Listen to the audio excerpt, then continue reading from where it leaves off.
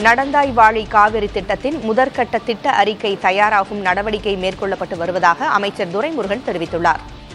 சட்டப்பேரவையில் உறுப்பினரின் கேள்விக்கு பதிலளித்த அவர், நடந்தாய் வாழி காவிரி திட்டம் 2 கட்டங்களாக நடைபெறுவதாக கூறினார். காவிரி ஆற்றில் மேட்டூர் முதல் திருச்சி வரை மற்றும் 5 கிளை ஆறுகளை தூர்வாருவது முதற்கட்டம் என்றும் 934 கோடியே 30 லட்சம் ரூபாயில் செயல்படுத்தப்பட உள்ளதாகவும் அமைச்சர் துரைமுருகன் தெரிவித்தார். மத்திய அரசின் பங்கு 60 விழுக்காடு என்று கூறிய அவர், முதற்கட்ட திட்ட நிதியை பெறவும் திட்ட அறிக்கையை தயாரிக்கவும் நடவடிக்கை எடுக்கப்பட்டு வருவதாக கூறினார். 2வது கட்டமாக திருச்சியிலிருந்து கடல் முகத்துவாரத்தில் கலக்கும் பகுதி வரை நடந்தாய் வாழி காவிரி திட்டத்தை செயல்படுத்த திட்டமிடப்பட்டிருப்பதாகவும் அமைச்சர் துரைமுருகன் தெரிவித்தார்.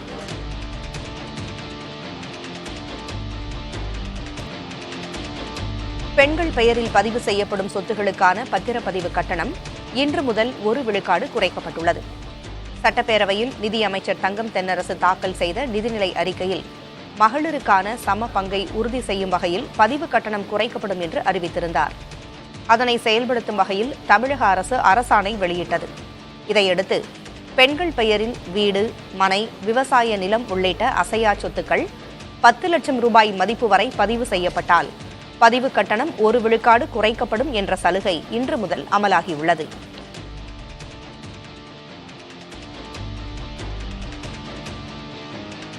குரூப் 1 முதல் நிலை தேர்வு ஜூன் மாதம் 15ஆம் தேதி நடைபெறும் என்று தமிழ்நாடு அரசு பணியாளர் தேர்வாணையம் அறிவித்துள்ளது. துணை ஆட்சியர், டிஎஸ்பி, கூட்டுறவு சங்கங்களின் துணை பதிவாளர், ஊரக வளர்ச்சி உதவி இயக்குநர், வணிக வரி உதவி ஆணையர், மாவட்ட வேலைவாய்ப்பு அலுவலர் உள்ளிட்ட 8 விதமான உயர் பதவிகளை நேரடியாக நிரப்புவதற்காக குரூப் 1 தேர்வு நடைபெறுகிறது. காலியாக உள்ள 70 பணியிடங்களை நிரப்புவதற்காக குரூப் 1 தேர்வு முதல் நிலை, மெயின் தேர்வு, நேர்முகத் தேர்வு ஆகிய 3 நிலைகளில் நடைபெறவுள்ளது. இதற்காக ஏப்ரல் 30ஆம் தேதி வரை இணையதளத்தில் விண்ணப்பிக்கலாம் என்று தெரிவிக்கப்பட்டுள்ளது. பொது பிரிவினருக்கு 34ஆகவும், பிசி, பிசி முஸ்லிம், எம்பிசி, எஸ்சி, எஸ்டி ஆகிய இடஒதுக்கீட்டு பிரிவினருக்கு 39ஆகவும் வயது வரம்பு நிர்ணயிக்கப்பட்டுள்ளது. முதல் நிலை தேர்வு வரும் ஜூன் மாதம் 15ஆம் தேதி நடைபெறும் என்று தமிழ்நாடு அரசு பணியாளர் தேர்வாணையம் அறிவித்துள்ளது. பாஜக மாநில தலைவர் அண்ணாமலையை விமர்சித்த தாவேகா துணை பொதுச் செயலாளர் ஆதவ் அர்ஜுனாவிற்கு அவரது உறவினரான ஜோஸ் சார்லஸ் மார்டின் கடும் கண்டனங்களை தெரிவித்துள்ளார். தமிழக மக்களின் நலனுக்காக அயராது உழைக்கும் பாஜக மாநில தலைவர் அண்ணாமலைக்கு எதிராக ஆதவ் அர்ஜுனா பேசியதற்கு மன்னிப்பு கோருவதாக தமது சமூக வலைதளத்தில் சார்லஸ் மார்டின் பதிவிட்டுள்ளார். மேலும் அவரது மாமனாரான தனது தந்தை மார்டினின் பணத்தை தவறாக பயன்படுத்தி தங்கள் குடும்பத்தின் நற்பெயருக்கு ஆதவ் அர்ஜுனா களங்கம் ஏற்படுத்துவதாகவும், பிரசாந்த் கிஷோருடன் அரசியல் கட்சிகளில் இணைந்து தேவையற்ற பிரச்சினைகளை உருவாக்குவதாகவும் குற்றஞ்சாட்டியுள்ளார். ஆதவ் அர்ஜுனாவின் முட்டாள்தனமான செயல்களுக்கும் தமக்கும் எந்த தொடர்பும் இல்லை என்றும், அவரது செயலால் விளைவுகள் ஏற்பட்டால் தமது நற்பெயரை காக்க நீதிமன்றத்தை அணுக நேரிடும் என்றும் சார்லஸ் மார்டின் எச்சரித்துள்ளார். ஆதவ் அர்ஜுனாவின் மனைவியின் அண்ணன் சார்லஸ் மார்டின் என்பது குறிப்பிடத்தக்கது.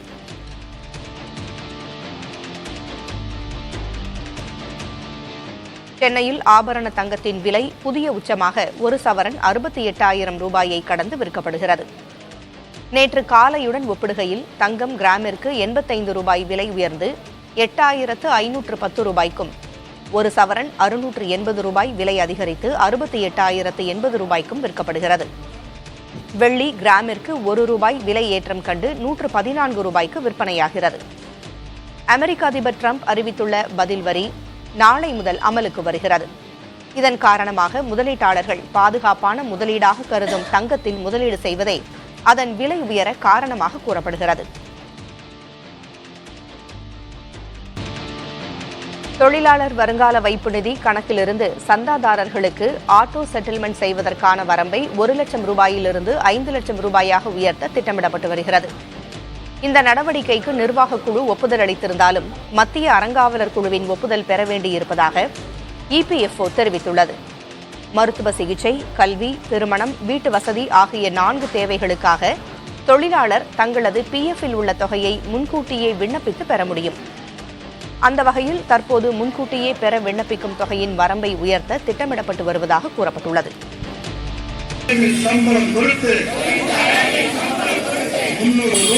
சம்பளத்தை கொடுக்காமல் இழுத்தடிக்கும் மகாத்மா காந்தி ஊரக வேலை திட்டத்தின் கீழ் பணி செய்த தொழிலாளர்களுக்கு 4 மாத ஊதியம் வழங்கப்படவில்லை என ஒன்றிய அரசை கண்டித்து அனைத்து மாவட்டங்களிலும் தமிழ் மாநில விவசாய தொழிலாளர்கள் சங்கம் சார்பில் ஆர்ப்பாட்டம் நடைபெற்றது. தஞ்சை மாவட்டம் பட்டுக்கோட்டையில் உள்ள தலைமை தபால் நிலையம் அருகே நடைபெற்ற போராட்டத்தில் 100 நாள் வேலையை 200 நாட்களாக உயர்த்த வேண்டுமென முழக்கங்கள் எழுப்பப்பட்டன. வேலை நாட்களை குறைக்காதே, தொடர்ந்து வேலை கொடு. தென்காசி மாவட்டம் வாசுதேவநல்லூர் ஊராட்சி ஒன்றிய அலுவலகத்தின் முன் கூடிய விவசாயிகள் மகாத்மா காந்தி ஊரக வேலை திட்டத்தின் ஊதியத்தை 700ஆக உயர்த்த வேண்டும் என வலியுறுத்தினர்.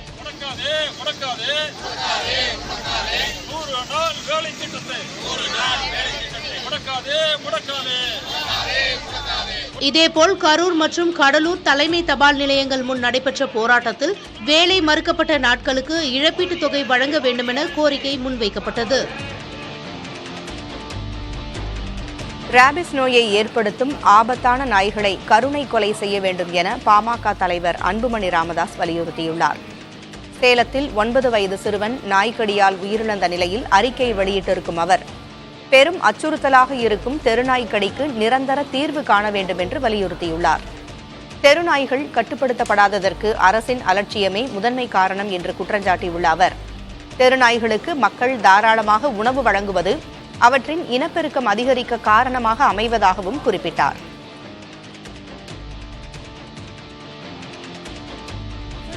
எம்புரான் திரைப்படத்திற்கு எதிராக உசிலம்பட்டி விவசாய சங்கத்தினர் நடத்திய போராட்டத்தில் படத்தின் இயக்குநர் பிருத்திவிராஜ், நடிகர் மோகன்லால், தயாரிப்பாளர் கோபாலன் ஆகியோரின் புகைப்படங்கள் அவமதிக்கப்பட்டது சர்ச்சையாகியுள்ளது. கடந்த மார்ச் 27ஆம் தேதி வெளியான எம்புரான் திரைப்படத்தில் முல்லை பெரியாறு அணையை இடிக்க வேண்டும் என்ற காட்சி அமைப்பு உள்ளதாக சர்ச்சை எழுந்தது. இதை எதிர்த்து தமிழ்நாடு விவசாயிகள் பாதுகாப்பு சங்கம், உசிலம்பட்டி 58 கால்வாய் பாசன சங்கம், மக்கள் அதிகார அமைப்பு உள்ளிட்டவை இணைந்து கண்டன ஆர்ப்பாட்டம் நடத்தினர். இந்த ஆர்ப்பாட்டத்தின் போது இயக்குநர் பிருத்திவிராஜ், நடிகர் மோகன்லால், தயாரிப்பாளர் கோபாலன் ஆகியோரின் புகைப்படங்கள் அவமதிக்கப்பட்டு கிழித்து எறியப்பட்டன. பாதுகாப்பு பணியில் இருந்த உசிலம்பட்டி நகர் காவல் நிலைய காவல்துறையினர் கிழிக்கப்பட்ட புகைப்படங்களை பறிமுதல் செய்து விசாரணை நடத்தி வருகின்றனர்.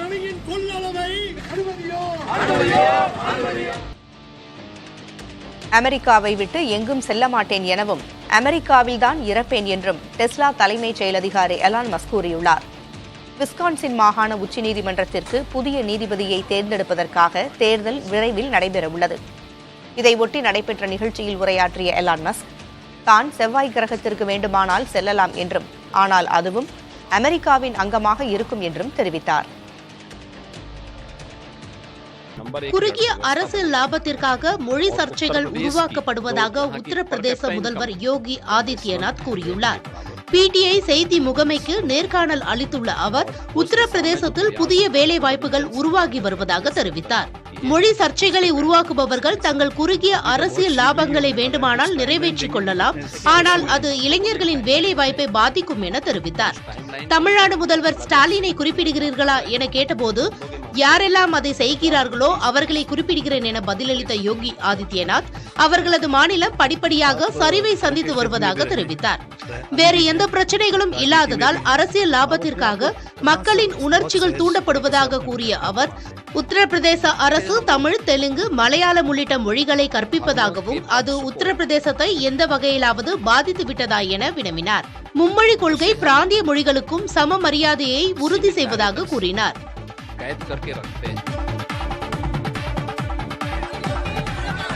மாநில நெடுஞ்சாலை ஆணையம் வெளியிட்ட அரசாணை 140ஐ தீயிட்டு கொளுத்த முயன்ற சாலை பணியாளர்கள் திருச்சியில் கைது செய்யப்பட்டனர்.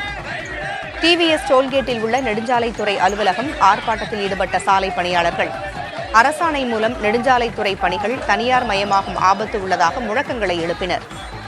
மாநில நெடுஞ்சாலைகளில் 210 இடங்களில் சுங்கச்சாவடிகளை அமைத்து கார்ப்பரேட் நிறுவனங்கள் சுங்கவரி வசூலிப்பதை அனுமதிக்க மாட்டோம் என்றும் அவர்கள் தெரிவித்தனர். இதேபோல் விழுப்புரத்திலும் நெடுஞ்சாலைத்துறை கண்காணிப்பு பொறியாளர் முன் அரசாணை நகல் எரிப்பு போராட்டத்தில் ஈடுபட்ட சாலை பணியாளர்கள் கைது செய்யப்பட்டனர்.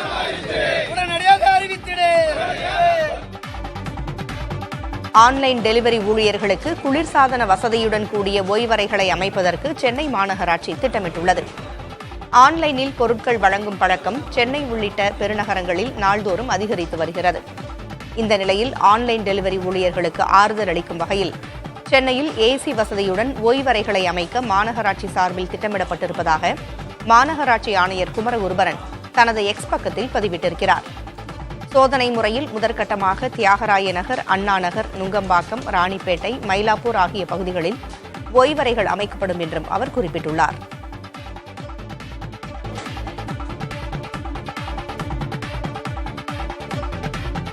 இந்தியாவின் பெரும் பணக்காரர்களில் ஒருவரான முகேஷ் அம்பானியின் மகன் ஆனந்த் அம்பானி குஜராத்தின் ஜாம்நகரிலிருந்து துவாரகை நோக்கி பாத யாத்திரை சென்று கொண்டிருக்கிறார். இந்த பாத யாத்திரை 5வது நாளாக தொடர்கிறது. 10ஆம் தேதி தனது 30வது பிறந்த நாளை ஆனந்த் அம்பானி கொண்டாடுகிறார். அதனை முன்னிட்டு துவாரகை சென்று கிருஷ்ணரை தரிசிக்கும் வகையில் இந்த யாத்திரையை அவர் மேற்கொண்டிருக்கிறார்.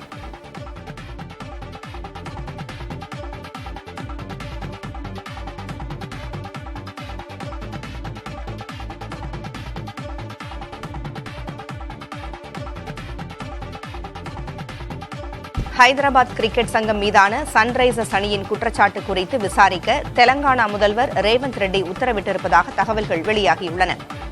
முன்னதாக கூடுதலாக 20 இலவச டிக்கெட்டுகளை கேட்டு ஹைதராபாத் கிரிக்கெட் சங்கம் மிரட்டுவதாக சன்ரைசர்ஸ் அணியின் மேலாளர் புகார் தெரிவித்திருந்தார். ஹைதராபாத்திலிருந்து வெளியேற தாங்கள் தயார் என்றும் கூறியிருந்தார். ஆனால் இந்த குற்றச்சாட்டுகளை ஹைதராபாத் கிரிக்கெட் சங்க தலைவர் ஜெகன் மோகன் ராவ் மறுத்திருந்தார். இந்தியா இங்கிலாந்து டெஸ்ட் தொடரில் வழங்கப்படும் பட்டோடி கோப்பைக்கு பிரியா விடையளிக்க இங்கிலாந்து கிரிக்கெட் வாரியம் முடிவு செய்திருப்பதாக தகவல் வெளியாகியுள்ளது. அதற்கு பதிலாக இந்தியா இங்கிலாந்து அணிகளைச் சேர்ந்த அண்மை கால ஜாம்பவான்களின் பெயரில் புதிய கோப்பையை அறிமுகப்படுத்த திட்டமிடப்பட்டிருப்பதாகவும் தகவல்கள் வெளியாகியுள்ளன. இங்கிலாந்து மண்ணில் இந்தியா விளையாடும் டெஸ்ட் தொடரில் வெற்றி பெறும் அணிகளுக்கு 2007ஆம் ஆண்டு முதல் பட்டோடி கோப்பை வழங்கப்பட்டு வருகிறது. தனது அபாரமான ஆட்டத்திறனால் டைகர் பட்டோடி என்று அழைக்கப்பட்ட மன்சூர் அலி கான் பட்டாடி 21 வயதில் இந்திய அணியின் கேப்டனாக நியமிக்கப்பட்டவர்.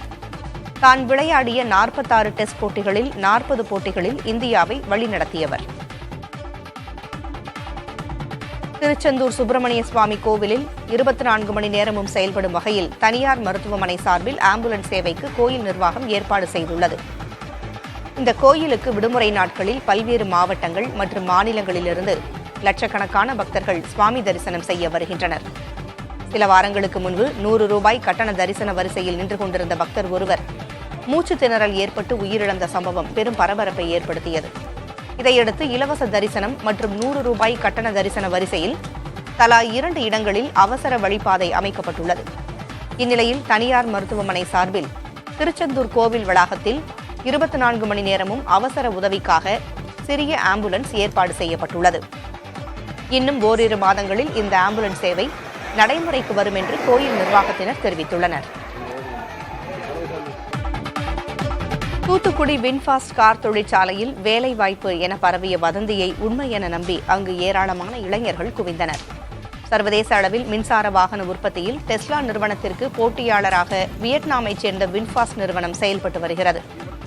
இந்த நிறுவனம் தமிழ்நாட்டில் தூத்துக்குடி மாவட்டத்தில் உள்ள சிப்காட் பகுதியில் உற்பத்தி ஆலை அமைக்கும் பணியில் ஈடுபட்டுள்ளது. இந்த வின்ஃபாஸ்ட் ஆலையில் வேலைக்கு ஆள் எடுப்பதாக சமூக வலைதளங்களில் விளம்பரங்கள் வெளியாயின. இதனை நம்பி தூத்துக்குடி மட்டுமல்லாமல் சென்னை, மதுரை, ஆந்திரா உள்ளிட்ட பல்வேறு பகுதிகளிலிருந்தும் ஏராளமான இளைஞர்கள் வின்ஃபாஸ்ட் ஆலைக்கு நேரில் வந்திருந்தனர். அங்குதான் அவர்களுக்கு அதிர்ச்சி காத்திருந்தது. சமூக வலைதளங்களில் வதந்தி பரவி உள்ளதாக வின்ஃபாஸ்ட் அதிகாரிகள் தெரிவித்தனர். வந்தவர்கள் அவர்களின் சுயவிவர குறிப்புகளை பெற்றுக்கொண்டு திருப்பி அனுப்பப்பட்டனர். ஏப்ரல் 1 ஏப்ரல் 4 வரைக்கும் இன்டர்வியூன்னு சொல்லி அட்வர்டைஸ்மெண்ட்டு வந்திருந்தது. ஸோ அதை பார்த்து இங்கே வந்து நாங்கள் கேட்டப்போ இங்கே செக்யூரிட்டிலே ஸ்டாப் பண்ணிவிட்டு அந்த மாதிரி இன்டர்வியூ இந்த மாதிரிலாம் எதுவுமே கிடையாது ஸோ அப்படின்னு சொல்லி ஸ்டாப் பண்ணிட்டாங்க. ரெசியூம் மட்டும் கொடுத்துட்டு போங்கன்னு சொல்லி செக்யூரிட்டி கேட்டில் வாங்கி வச்சுட்டு எங்களை அனுப்பிட்டாங்க. ஸோ இந்த மாதிரி இது ஒரு எம்என்சி கம்பெனிங்கிறத நாங்கள் செக் பண்ணிட்டு தான் நாங்கள் வந்தோம். எல்லாருமே செக்யூரிட்டி கேட்டில் தான் வந்து ரெசியூம் கொடுத்துட்டு போங்கன்னு சொல்கிறாங்க. ஸோ இவங்க வந்து உள்ளே கொடுப்பாங்களா இல்லை அந்த இது உண்மையிலே இந்த கெரியருங்கிறது ஆப்பர்ச்சுனிட்டிங்கிறது உண்மையா என்னன்னு கூட எங்களுக்கு தெரியல. ஸோ நாங்கள் அதர் டிஸ்ட்ரிக்ட்லேருந்து வந்து பழஞ்சு கூட எங்களுக்கு எவ்வளோ தூரம் டைம் வேஸ்ட். திருவாரூரில் புகழ்பெற்ற ஆழித்தேர் திருவிழாவை முன்னிட்டு தேர் கட்டுமான பணிகளை மாவட்ட ஆட்சியர் நேரில் ஆய்வு செய்தார். தியாகராஜர் கோவில் ஆழித்தேர் திருவிழா வரும் 7ஆம் தேதி நடைபெறவுள்ளது. இதையொட்டி மாவட்ட ஆட்சியர் மோகனச்சந்திரன் மற்றும் அதிகாரிகள் தேர் கட்டுமான பணிகளை நேரில் ஆய்வு செய்து தேரில் ஏறி பார்வையிட்டனர். மேலும் பாதுகாப்பு ஏற்பாடுகள், போக்குவரத்து மாற்றம், சிசிடிவி கேமரா பொருத்தம் உள்ளிட்டவை குறித்தும் அதிகாரிகளிடம் ஆட்சியர் கேட்டறிந்தார். திருவண்ணாமலை மாவட்டம் வந்தவாசியில் விவசாயிகள் குறைதீர்க்கும் நாள் கூட்டம் நடைபெறும் இடத்தை மாற்றம் செய்ததை கண்டித்து விவசாயிகள் தரையில் அமர்ந்து தர்ணாவில் ஈடுபட்டனர். வந்தவாசியில் மாதந்தோறும் ஊராட்சி ஒன்றிய அலுவலகத்தில் விவசாயிகள் குறைதீர்க்கும் நாள் கூட்டம் நடத்தப்பட்டு வந்தது. இந்த மாதத்திற்கான கூட்டமும் அங்கேயே நடைபெறும் என்று அறிவிக்கப்பட்டிருந்த நிலையில் திடீரென பிருதூர் கிராமத்தில் உள்ள தனியார் திருமண மண்டபத்திற்கு மாற்றப்பட்டதாக விவசாயிகள் குற்றஞ்சாட்டினர். கடைசி நேரத்தில் இடத்தை மாற்றி தங்களை அலைக்கழிப்பதாக குற்றஞ்சாட்டினர்.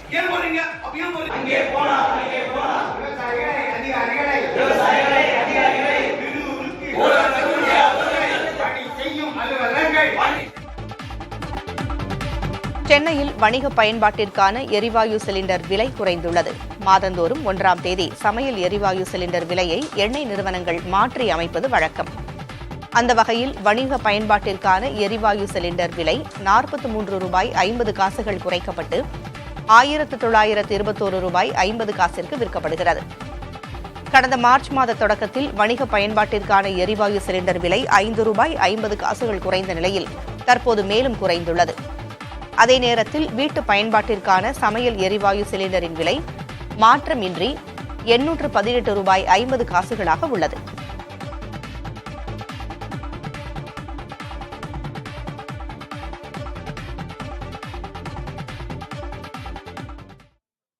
தமிழ்நாட்டில் கூட்டணி ஆட்சி அமையக்கூடிய காலம் கனியும் என விடுதலை சிறுத்தைகள் கட்சியின் தலைவர் தொல் திருமாவளவன் தெரிவித்துள்ளார். சென்னை விமான நிலையத்தில் செய்தியாளர்களிடம் பேசிய அவர் அதிமுக, பாஜக கூட்டணி குறித்தும் விமர்சித்தார். தமிழ்நாட்டுக்குள்ள ஒரு கூட்டணி ஆட்சி முறை அமைவதற்கு காலம் கனியும். அது இன்னும் அதுக்கான சூழல் அமையல. திராவிட கட்சிகளில் குறிப்பாக திமுக, அதிமுக ஆகிய 2 கட்சிகளில் ஒரு கட்சி இன்னும் பலவீனப்படுகிற போதுதான் இந்த கோரிக்கை வலுவாக மாறும். திமுக கூட்டணியில கட்சிகளுக்கு இடையிலான நடவடிக்கைகளில் முரண்பாடுகள் இருக்கலாம், அவ்வப்போது கருத்து உரசல்கள் இருக்கலாம். ஆனால் அடிப்படையான கொள்கைகளில் அனைவருக்கும் ஒருமித்த பார்வை இருக்கிறது, ஒரே நேர்கோட்டில் இருக்கிறோம். ஆகவே இந்த கூட்டணியில் ஒரு வலு இருப்பதை, உறுதிப்பாடு இருப்பதை நம்மால் காண முடிகிறது. அதிமுகவுக்கும் பாஜகவுக்கும் மற்ற கட்சிகளுக்கும் இடையிலே இருக்கிற கூட்டணி அடிப்படையிலேயே கொள்கை பொருந்தா கூட்டணி. திருச்சியில் அமையவுள்ள நூலகத்திற்கு காமராஜர் பெயரை சூட்டுவது பொருத்தமாக இருக்கும் என சட்டப்பேரவையில் முதல்வர் மு க ஸ்டாலின் தெரிவித்துள்ளார். எப்படி கோவையிலே தந்தை பெரியார், சென்னையிலே பேரறிஞர் அண்ணா, மதுரையிலே முத்தமிழர் கலைஞர் ஆகியோர் பெயரில் தாங்கி நூலகங்கள் நிறுவப்பட்டிருக்கிறதோ, அதைத் தொடர்ந்து திருச்சியில் அமையவிருக்கும் நூலகத்திற்கு பெருந்தலைவர் காமராஜருடைய பெயரை சூட்டுவது பொருத்தமாக இருக்கும் என்று நான் கருதுகிறேன். எனவே தமிழ்நாட்டில் கிராமங்கள் தோறும் பள்ளிகளை தொடங்கி மதிய உணவு அளித்து லட்சக்கணக்கான குடும்பங்களின் கல்விக் கணக்குகளை திறந்து தமிழ்நாட்டின் கல்வி புரட்சிக்கும் எதிர்கால வளர்ச்சிக்கும் வித்திட்ட பெருந்தலைவர் காமராஜர் பெயரை சூட்டுவது பொருத்தமாக இருக்கும் என்று கருதி திருச்சியிலே கட்டப்பட்டு வரும் நூலகத்திற்கு சூட்டுவதற்கான அரசாணையை, பெயர் சூட்டுவதற்கான அரசாணையை மாண்புமிகு பள்ளிக்கல்வித்துறை அமைச்சர்கள் மூலமாக வெளியிட வேண்டும் என்று முதலமைச்சர் முறையிலே நான் கேட்டு அமைகிறேன்.